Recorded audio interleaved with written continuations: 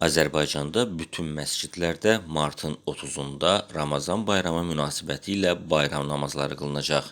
Bununla bağlı Qafqaz Müsəlmanları İdarəsi məlumat yayıb. Qeyd edib ki, Bakıda Əjdərbəy məscidində bayram namazının vaxtı saat 8:00-da, Təzəpir məscidində 9:00-da təyin edilib.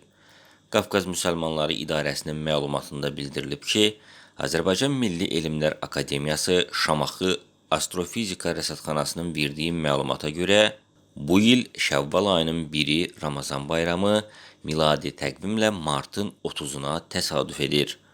Orucun mühüm əhəmiyyətlərindən biri olan fitrə zəkatının vaxtı Ramazan ayının son günü bayram axşamı şam namazından sonradır.